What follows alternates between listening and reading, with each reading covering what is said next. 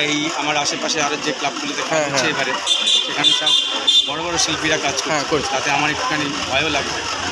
তো কাজে এই অঞ্চলে আমার মনে হয় এবারে একটু বেশি ভিড় হবে।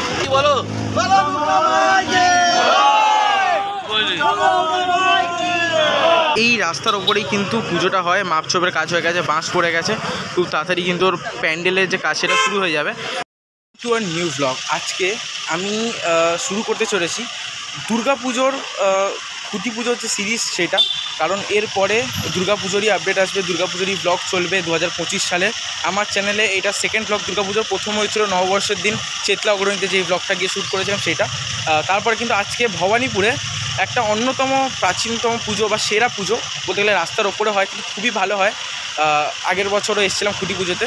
সেটা হচ্ছে অবসর সার্বজনীন দুর্গাপুজো, যেটা পেছনে লাইটিং রয়েছে দেখাই যাচ্ছে। ওখানে আজকে খুঁটি পুজো রয়েছে, আর হাতে গুনে 105 দিন মতো রয়েছে দুর্গাপুজোর। এতদিন আগে খুঁটি পুজো হয়ে যাচ্ছে, 75তম বর্ষ তাদের এইটা। চলো দেখে নিই কী আপডেট পাই সেখানে গিয়ে, একদম স্পটে গিয়ে কথা বলছি। চলে এসেছি, খুঁটিটা কিন্তু খুব সুন্দর হয়েছে। চলো খুঁটিটা দেখিয়ে দিই, তাছাড়া একটু সিনেম্যাটিক শর্টস দেখিয়ে দিই।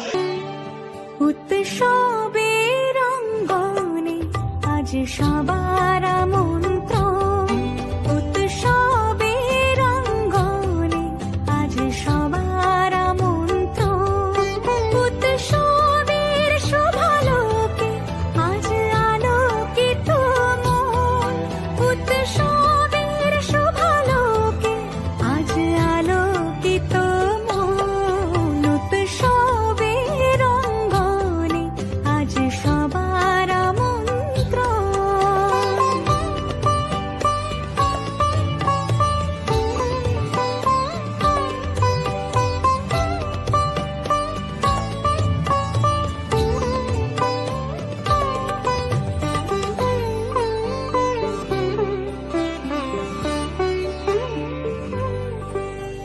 ধর্ম বর্ণ কিবা বয়সের সীমানা ছাড়িয়ে আজি প্রতি গৃহ কোন পর স্বজন নব সাজে অতি সাজিয়ে, ধর্ম বর্ণ কিবা বয়সের সীমানা ছাড়িয়ে আজি প্রতি গৃহ কোন পর স্বজন নব সাজে অতি সাজিয়ে, আকাশ নীলে মেঘের ভেলা আনন্দ হয়ে ভাসে।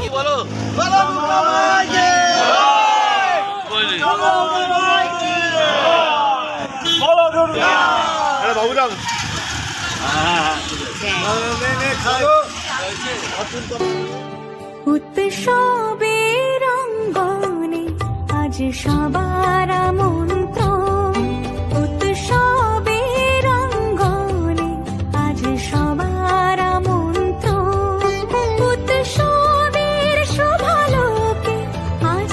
সিনেম্যাটিক শটের মাধ্যমে পুরোটাই দেখালাম। এই হচ্ছে কিন্তু অবসরের যে দুর্গা পুজো প্রাঙ্গণ সেটা। এইভাবে কিন্তু খুঁটি পুজো হয়েছে। এবার স্টেজে সম্মানীয় ব্যক্তিরা নিজেদের বক্তৃতা দেবেন। তাছাড়া এই রাস্তার ওপরেই কিন্তু পুজোটা হয়। মাপচোপের কাজ হয়ে গেছে, বাঁশ পড়ে গেছে, খুব তাড়াতাড়ি কিন্তু পুজো শুরু হয়ে যাবে, পুজোর প্যান্ডেলের যে কাজ সেটা শুরু হয়ে যাবে। তাছাড়া এই ব্যানারের মধ্যে লেখা রয়েছে অবসর সার্বজনীন 75 বছরে দুর্গা পুজোর উদযাপন। এই বছর কিন্তু তাদের 75তম বর্ষ, যেটা আমি আগেই বলেছি।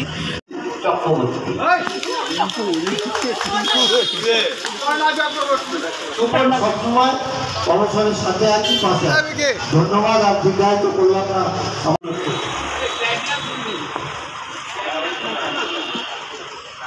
হ্যাঁ, নমস্কার সবাইকে। ভীষণ চাপ, 175 বছরের পুজো, তারপর একদম নতুন প্ল্যাটফর্ম আমার কাছে। অবসরের যে শিল্পী বিমল সামন্ত, ওনার সঙ্গে কথা বলে নেব। উনি কিন্তু খুব বড় মানের শিল্পী, বালিগঞ্জ কালচারাল এবং আরও অনেক বড় বড় জায়গায় কাজ করার অভিজ্ঞতা রয়েছে। এই বছর ওনাকে এখানে দেখে আমি কিন্তু বেশ অবাক হয়েছি। চলো কথা বলে জেনে নিই এইবারে ওনার ভাবনা চিন্তা কী অবসরের 75তম বর্ষে। নমস্কার, আপনাকে আমি বিগত কয়েক বছর বেশ অনেক বড় বড় জায়গায় কাজ করতে দেখেছি, যেমন বালিগঞ্জ কালচারালেও তেমন দেখেছি। অবসরে এই বছর 75তম বর্ষে পদার্পণ করলো। আপনি সেই জায়গায় দাঁড়িয়ে এই বছর এখানে পুজোটা সামনে কতটা কি আশাবাদী রয়েছেন? এই যে আশাবাদী বললাম একটু আগে মঞ্চ থেকে, ভীষণভাবে আশাবাদী। 75-এর পুজোর একটা আলাদা তো উত্তেজনা থাকে, সেটা তো তোমার যারা পুজো অর্গানাইজার তাদের কাছে যেমন সেরকম শিল্পী হিসেবেও তারা থাকবে। তো একটা আলাদা কিছু প্রথম থেকে কাজ করে যে এটা আরও ভালো করতে হবে, আরও ভালো করতে হবে। এমনি তো থাকে আমাদের সেই জিনিসটা, কিন্তু একটু স্পেশাল কিছু। হ্যাঁ, এই বছর এখানে কি হতে চলেছে যদি দর্শকদের জন্য একটু কিছু হিন্ট দেওয়া যেত? এখানে একটা দুর্গা পুজোর প্যান্ডেল হতে চলেছে। মানে ভাবনা চিন্তাটা যদি একটু হিন্টের মাধ্যমে দেওয়া যেত। প্যান্ডেলটা থিম নির্বত্ত হচ্ছে, অবশ্যই হচ্ছে, কিন্তু সেই সঙ্গে এমন একটা প্রজেক্ট এখানে হবে যে প্রজেক্টটা খুব চেনা, সকলের খুব চেনা, কিন্তু একটু ডিফারেন্ট টাইপের। আচ্ছা, সেই ডিফারেন্টটা এখন তো বলা যাবে না, সেটা যখন সময় এলে ডিসকাস হবে আস্তে আস্তে। আচ্ছা, শেষে বলি দর্শকদের জন্য কি বার্তা থাকবে?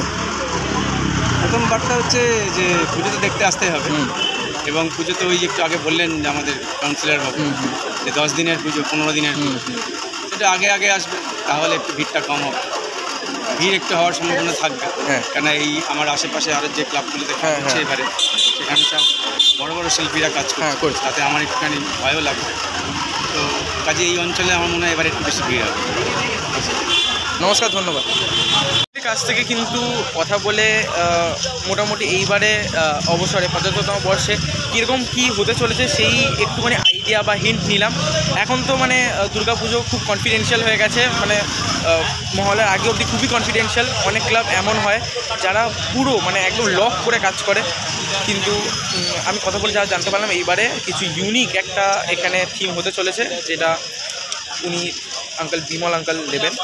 তো খুবই কাইন্ড মানুষ উনি, আমার পার্সোনালি খুব প্রিয় একজন শিল্পী। তো চলো, আজকের ব্লগটা কেমন লাগলো অবশ্যই কমেন্ট করে জানিও, ভালো লাগলে লাইক করে দিও, শেয়ার করে দিও এবং সাবস্ক্রাইব করে আমার পাশে থেকো। Stay tuned. Thank you for watching.